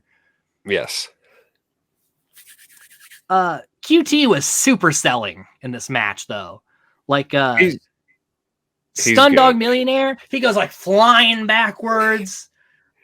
He hits the apron, and he's like going nuts, like some Shawn Michaels Hulk Hogan match selling happening here. QT is good, dude. He is very underrated, I think. But I always have to see him. That's what I was saying. Every single wrestling show I've ever been to, I've had a QT match. Yeah. It's your tradition, dude. I guess, yeah. Like all the way back at Ring of Honor in like 2013. That's true, Amber. That is your But you haven't always had Serpentico. But obviously Cassidy gets the win here. There was no chance in hell QT was taking a belt. No. But then it was all about what happened after this match. Lights go down.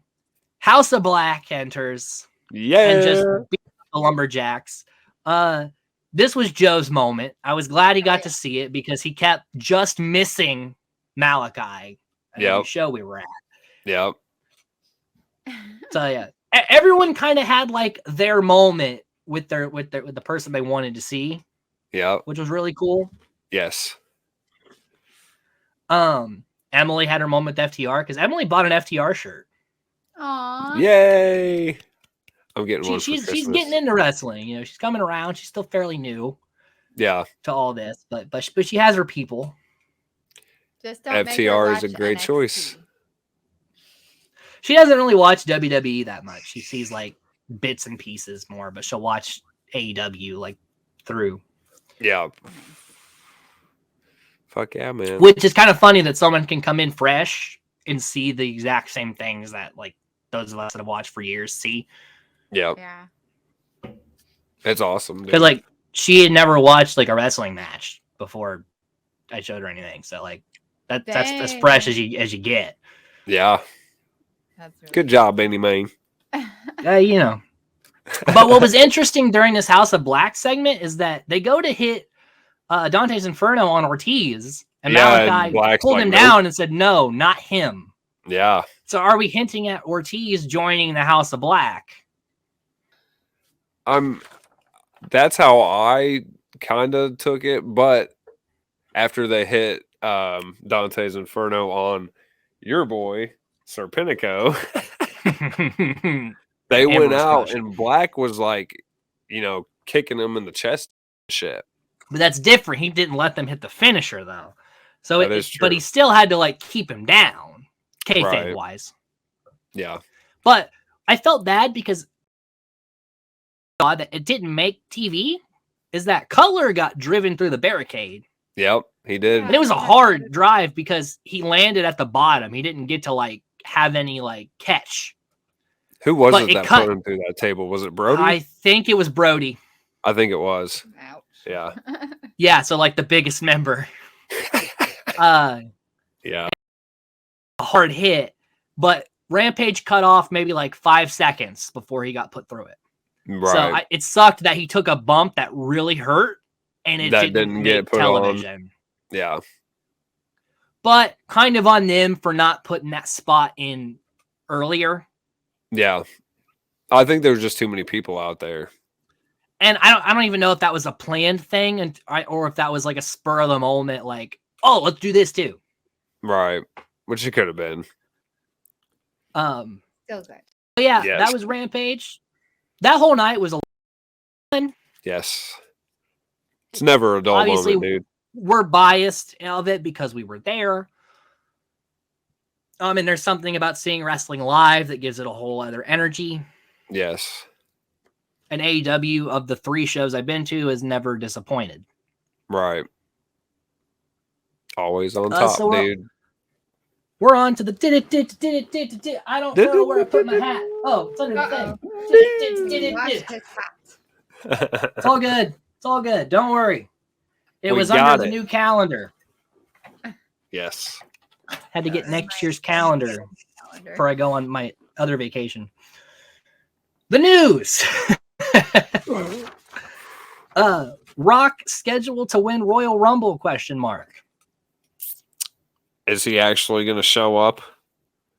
Well, this is the most it's not just like they want it to happen. It seems like they're actually, the way it was described on the things I read was that if his schedule lines up, he's in. Damn. So that he would win the Rumble and take both belts off of Roman. See, I have read that. Roman is... I don't like that. I mean, The Rock does not need to win belts at 50-something years old. No, and that's another thing, too. If he does actually come back, how long is he actually going to be there? And who the fuck is going to take the belts off The Rock? Well, he's older now. Well, I mean, like, he's The Rock. Yeah. Yeah. It was hard enough to find someone to take it off Roman. He can be in the Royal Rumble, but I don't know about winning it. I could see him winning it. They could have this whole tribal chief match without belts. Yeah. You could have The Rock come back have Roman lose night 1, night 2, and then have The Rock come in, and then they can have a match at like SummerSlam. Yeah. The tribal chief versus, who the winner is like the head of the family. Rock probably wins. Roman then can go away, and he's written off now. Yep. Because you could have the bloodline out there, and then you could have like the old school. You could have Rikishi come out. You could have some of the other family members that are still alive, whose names I can't remember, and most of them don't wrestle. But you can make the whole thing. Yep. That'd be a pretty cool storyline. I think so. And you don't need belts to do it. No, I think it's The Rock, creates a new obstacle, because then you have to have someone beat The Rock, and if you're gonna beat The Rock for belts, that's a lot of pressure. Yeah. So, who would even come in to do that? Does Bray do that? Does Austin Theory do that? Does Seth Rollins do that? Who does? Does KO do that? Dude. Seth would be a good option. Seth or Bray, because Bray was attacking all the fucking legends. When the Fiend thing first back in the ring, and you're trying to put him against The Rock. Oh, I'm just saying, Bray could be a possibility. KO could do it because he uses the stunner, and that's like a throwback. Yeah. I don't know. There's a lot of. I think Cody Rhodes should win the Rumble. I think he's coming back and take the WWE title off of Roman. Yep. On night 2. Yep. Night 1, he should lose the Universal title to someone else. That's not what they're Bray, because they're saying Bray's got too much other shit. Yeah, they're saying Roman's supposed to drop both belts, both nights of Mania. Could be Rollins. Yeah. Could be Drew. Because Drew is on SmackDown now. Yeah. Could be. I wouldn't be mad if it was someone like Sheamus. To get it off of him, and then someone else can win it. Yeah. Like, I don't know. There's room for things, but I just think The Rock winning a Royal Rumble and beating Roman for both belts at WrestleMania just seems unnecessary when there's already a storyline that exists there that doesn't need belts. In fact, I think the belts kind of lose a little bit of their shine because they're in this storyline that they don't need to be in. Yep, I agree. I see it. So we talked about Regal heading back to WWE. It pretty much seems to be a foregone conclusion. Yep. Ooh. Yep. Then we had all the Bray Watch news back when he was, not signed to anybody. But now it seems like Sasha Banks has taken that marquee. Yeah. There's rumors every day about where she's going to be. What's her name? Is she coming back to WWE? Is she going to AEW? Is she in AAA? She stole that shit from Bray. She's keeping whatever's happening on the down low. She didn't steal it. I think she leans in. Bray never tried to create a bunch of hype. No, the hype was there because everyone wanted to see Bray so badly. Yes. Because he was like, "Oh, I'm working on a movie right now. I'm not really like thinking about wrestling." Or he like trademarked the rotunda thing. Yep. He would leave a couple crumbs out for people. Yeah. But he would never like Banks is really leaning in, which I get it. If you know you're a hot commodity in the market, the more hype you get behind yourself, the more money you get out of a sign. So yes. I totally understand what she's doing. Yeah. But she's doing more of the business end of it because she's always been about making the most money. Right. Whereas Bray has been about creating the best character and always having like some sort of control of where he's going on a creative note. Yeah.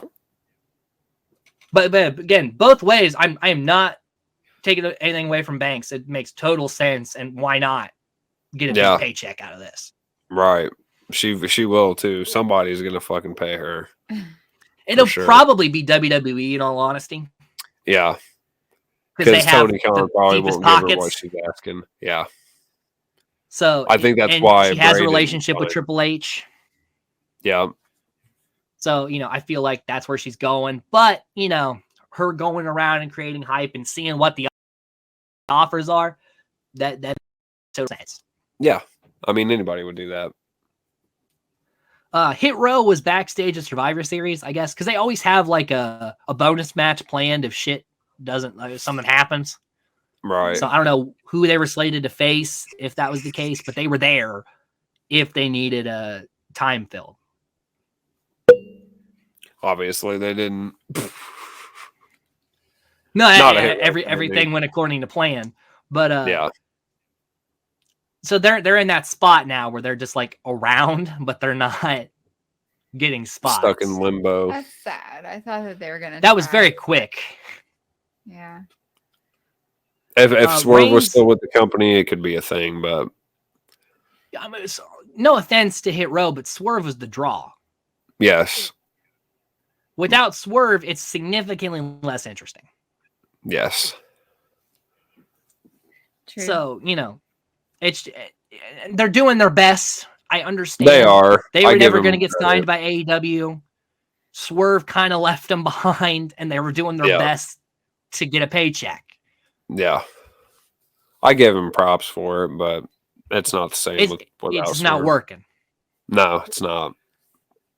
Roman was pissed about getting slapped during War Games.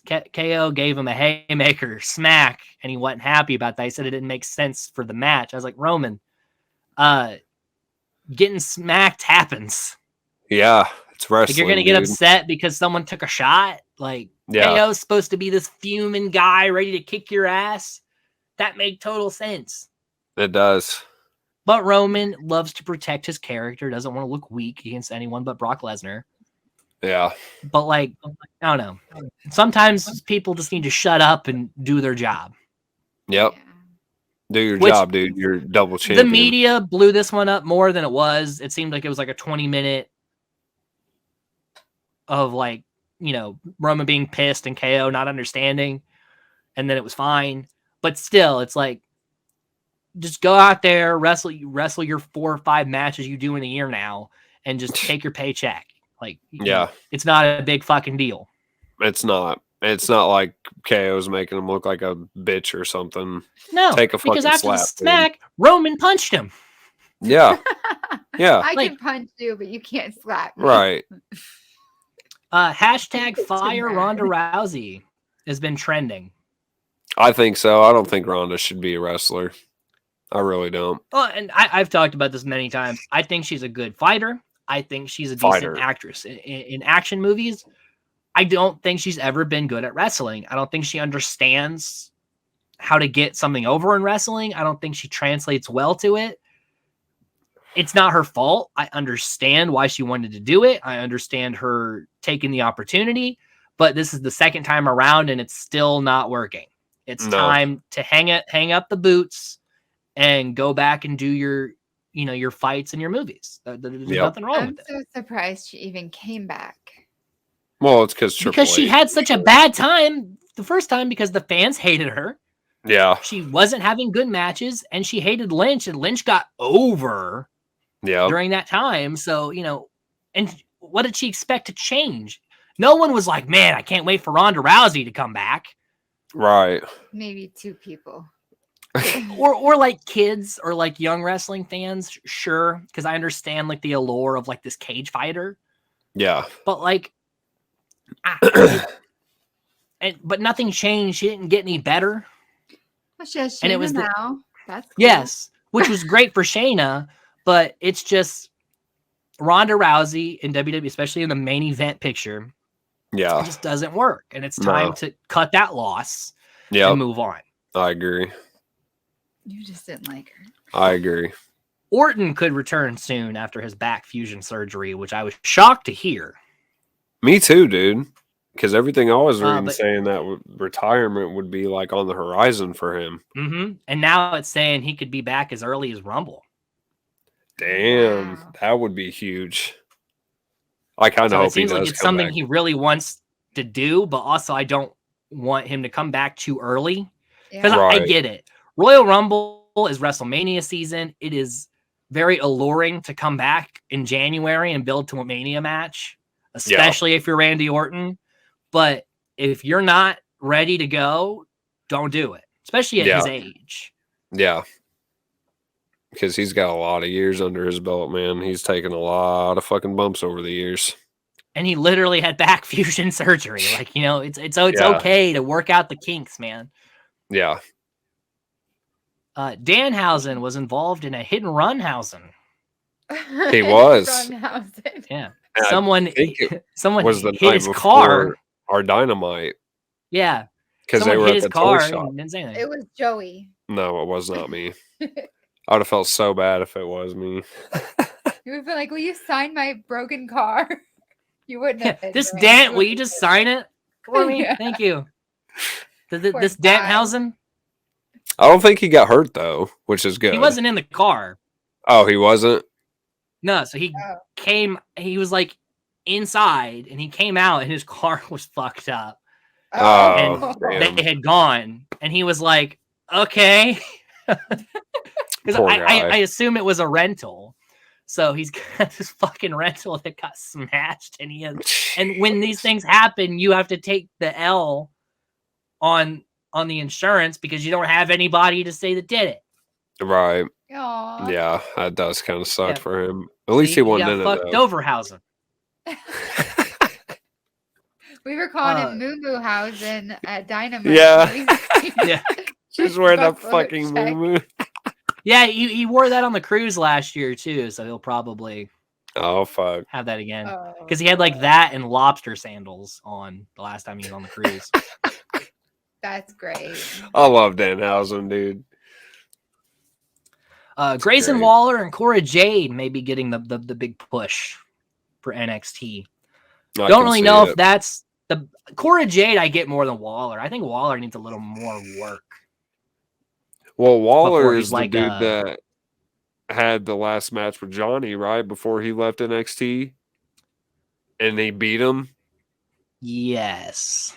That was a long time ago, so I had to think I think they've been pushing him since that whole thing because he does seem like they have, but he hasn't held any titles or anything. He hasn't really been like the guy, right? Like I think there's more people that are getting the rub more than Waller. I think Waller needs a little more time to kind of get it all together. He's good on the mic. I think he's got a good grasp on character work. He's pretty good in the ring, but it's not that right combo and energy, because the thing about a push is you need the good energy from the crowd and all your shit together. It's like a once in a lifetime thing to happen. So, I want them to take a little more time. Cora Jade, I think we're starting to get there with this heel turn. The crowd has always seemed to be behind what she does. So, we'll see how that goes. But I think with Waller, it's not time. Yeah. Speaking of returns to WWE, Jesus. Eric Young probably coming back. Yeah. And it makes sense because his best WWE stuff was Triple H behind it with Sanity. So let's hope that they give him the same treatment, but not the main roster treatment. Right. Honestly, going back to NXT at the start. Yeah, because didn't Killian Dane show up in NXT? Well, I know he was there, and then he's had 2 or 3 matches in AEW. Or not NXT, I'm sorry, AEW. Yeah, he was under a different name. Yeah, what the fuck was it? I don't know, but didn't he shave his head? No. No. I thought he did. Maybe he did. Hold on. It's been a while since we've seen him, but yeah, he had 2 Google. or 3 matches in AEW. But if his wife's in WWE, yeah, Nikki's still there. If Eric Young's coming back, I could see him going back, and they could reform Sanity. That'd be cool. Sanity was fucking badass, dude. I did like them a lot. Big Damo. That's what it was, Big Damo. Yeah. Really? Because Sean Spears had that thing where he was getting giants to fight Wardlow. Yeah. Yeah. So he had Big Damo, and then W. Morrissey came in at that time. Yep, that's right. Okay, there we go. Yeah. I was gonna have a meltdown if I didn't find out what that was.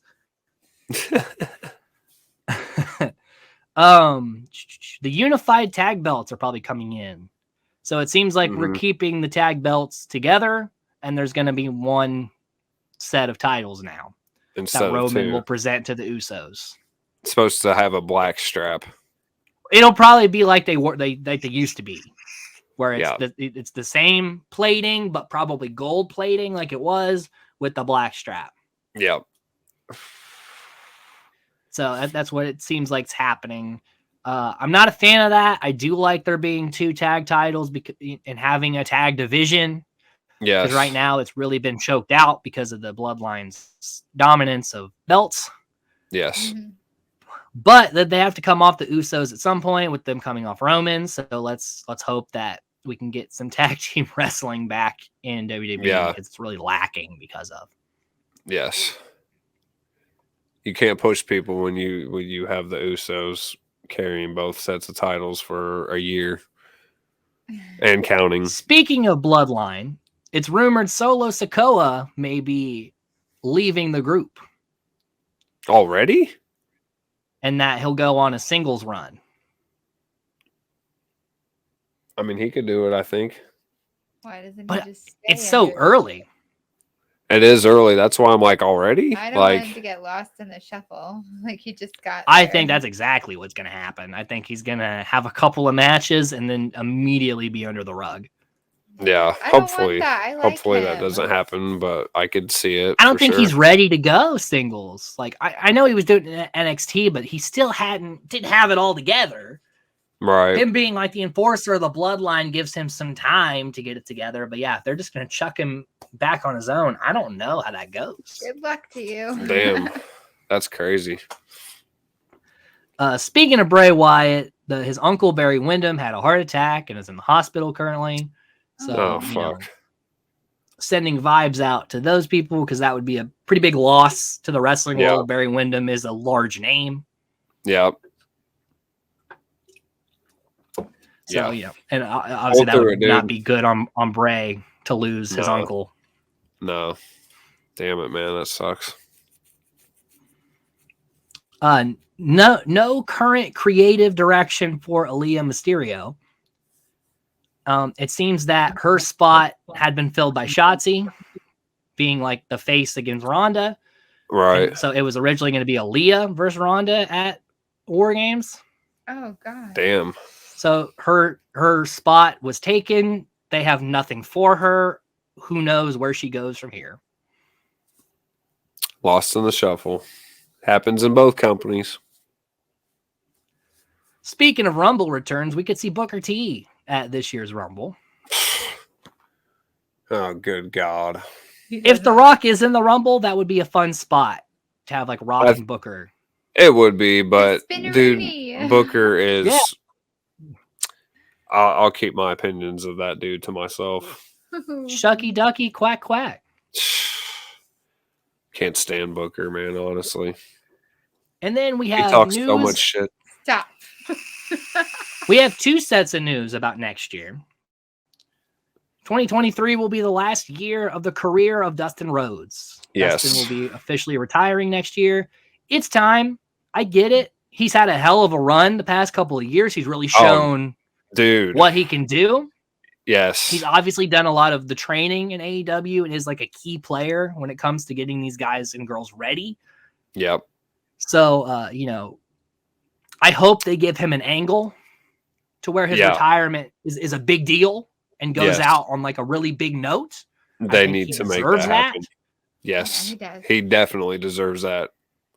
Because he's been a guy that never got the push he deserved in wrestling. Always took the losses and always had to deal with these characters. He deserves one last run and end on a good note. Yeah, I mean he was a multi-time Intercontinental champion, back in the Gold Dust days, but they didn't showcase his fucking wrestling ability like AEW has. Mm-hmm. He's so good. Like WCW, dude. He was like the natural, and he was a wrestler. And then he was like comedy, gimmicky, WWE, Gold Dust, and all of the iterations that were Gold Dust. Yeah. And then he came to AEW and had probably arguably some of the best matches of his career. Absolutely. Against Cody, against Guevara. Yeah. He's really shown the guy's in his 50s and did a Canadian Destroyer. It was insane. And as tall as he is too. Yeah, dude. Dustin deserves a great fucking retirement. And then the last news, next year, FTR's contracts are up and they are going to take a year in the indies. They are going to just pick wherever they want to go. They want to go wrestle this team in this country, this team in this country. They just want to pick their events, take a year, just having matches they want to have. Then they'll think about either re-signing with AEW or going somewhere else. Yeah. Because FTR has always shown they don't make the big money decisions. They're fueled by where we're going to wrestle the best. Yes. And taking a year in the indies is an interesting move because I know they could get a paycheck wherever they wanted to. They're probably the hottest tag sign you can get. Yeah. But they've always been about wrestling. So it'll be interesting to see where FTR goes and kind of keeping up with what matches are happening around the world once their contract expires. It'll be cool for them, dude. But I hope that they decide to re-sign with AEW after this indie spit they're gonna do. I mean, I don't think they'll go back to WWE. They had a very, very bad experience. I know that Triple H is in charge and I know that they have a better relationship with him than they did Vince. Right.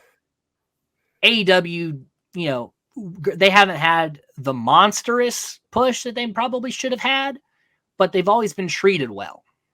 Yes.